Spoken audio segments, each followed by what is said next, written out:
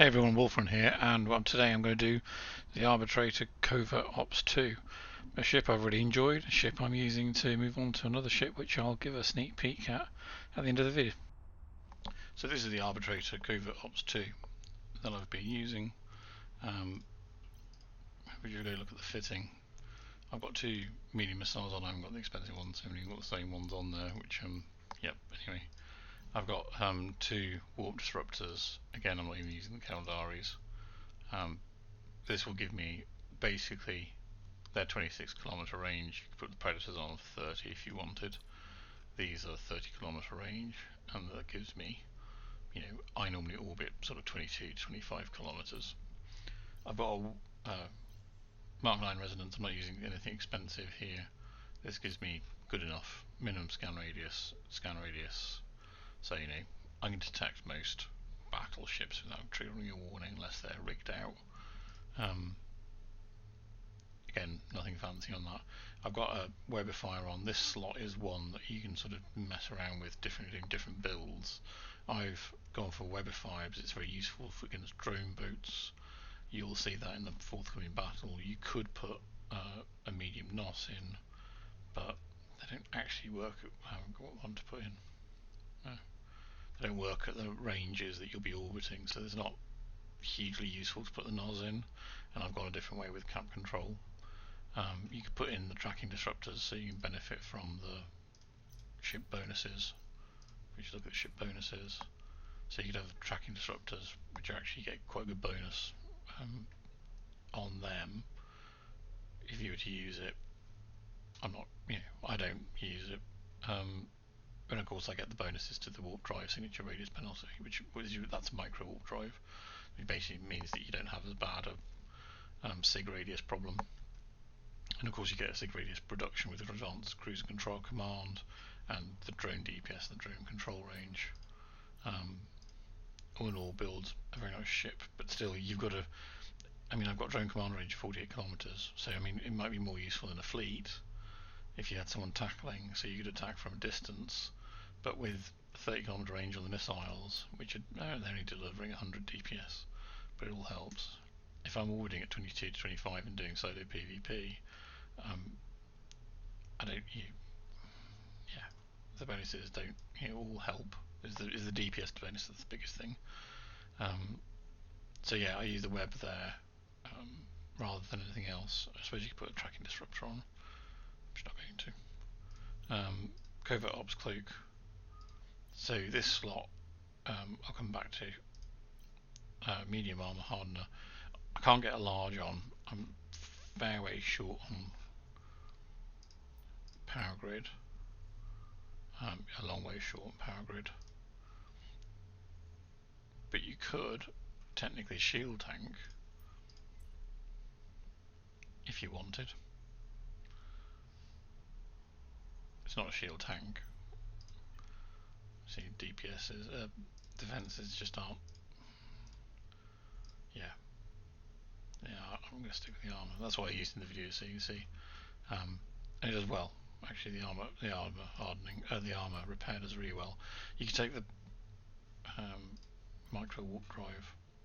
I've just got a dealer in.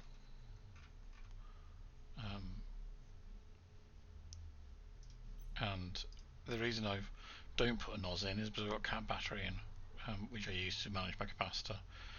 Capacitor's okay at 3 minutes. The cap battery is very useful, especially if you're going to have a bit of cap warfare. And it allows me to put the Webifier in rather than putting something else in, and also risking having to orbit closer in order for the NOS to work. In terms of rigs, I've made mistakes here. This is not the best rig setup in terms of the mid-slot rigs. Gravity capacitor, this is useful. Especially if you're doing a bit of hunting, because it reduces scan radiuses. So I do recommend that. Here, this is interchangeable. I've put an auxiliary thrusters 1 in. So again, I'm not putting loads of money into this ship. It is expensive, but I built it myself, so it's not as expensive as buying it off the market. And I've put in a dynamic fuel valve, which helps the cap with the micro warp drive. You can change these around. You could put a cap control circuit in if you wanted. You could stab yourself out with some warp core optimizers. I'm just not. Yeah, this works. I'm quite happy with this actually. I don't know. It means I don't have to put in loads of really expensive rigs. Now I've put an auxiliary now pump 3 in. Don't really know what I was thinking. It does help. This is the one that gives you an armor repair bonus of 30%. I would definitely want to plug my explosive resistance gap, especially as I'm not using a hardener. So that's a problem on this ship. It is a little bit weak in the defences with this build. So I mean, I've got one each of the drone DPS rigs. Frankly, I'd probably take one out if I'm not going to be using this ship much more. I've got it, but I'm not going to bring it out. I'd take one of those out and probably put Trimark in. I might even be tempted to take them both out and put a Trimark and plug the explosive gap, or put the this proved really useful. So either put a Trimark in or anti-explosive in, something like that. I mean, you can change those around. This is what I've got. I don't think this is optimal for this ship, because I do see the defense as being a little bit weak, but it does okay. So anyway, that's the fit I'm using, and I'll switch over to the battle. Cheers. So this is the first fight I get into. I've scanned down a Caracal trainer, and you got to watch how quickly the ships melt that I engage, and secondly how long it takes me to realise that it's not just the Caracal trainer in the anom, and that's because, as you can see on the right, it's not showing up on my filters, and I've somehow missed it. Anyway, yeah, you can see how long it takes.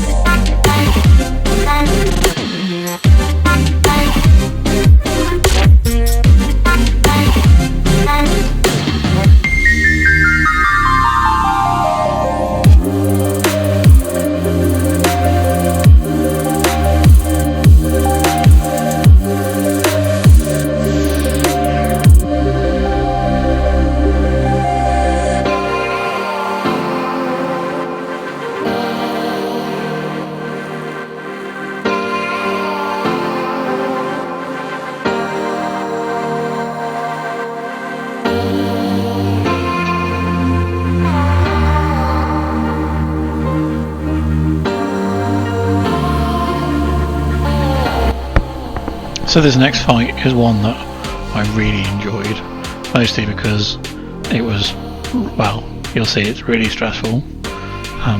We're warping in on a prophecy, so you know that from the scan.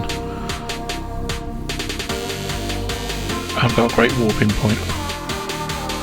So that was one of the mistakes he made, which was 100k off direct warping from the gate.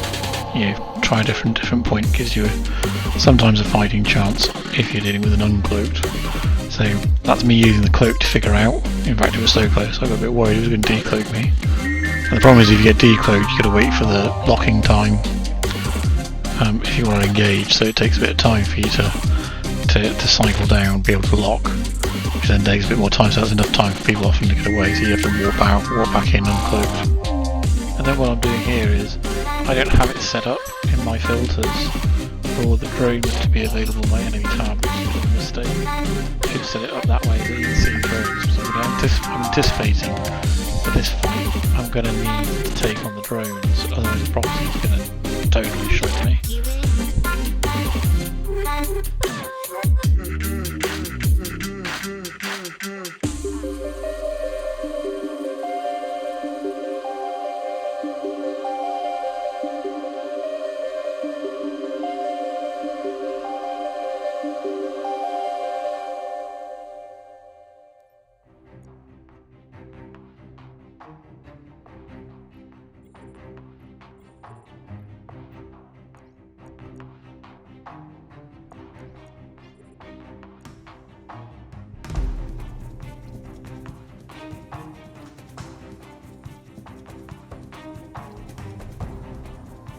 So straight away what I'm doing is I'm locking up the drones. He's got the modified drones on, because I know I'm going to have to target them. But look how quickly, firstly my shield gets shredded.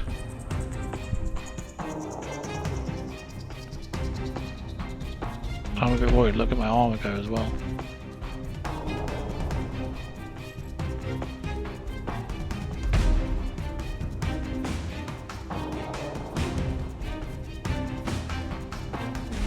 And it's at this point I think I'm done for. I'm already almost out of armour. I'm not tanking the drones. But as you see, I take out one drone, take out two drones. Put me in hull. He's now realised that I'm hitting the drones. So he's pulling them in to break the lock. So every time he pulls them in, I refocus my fire on the ship. And then as soon as he puts them back out again, I'm refocusing fire on the drones. So he's put out another drones. He hasn't got any more of the modified, he's just put out Mark 7 infiltrators.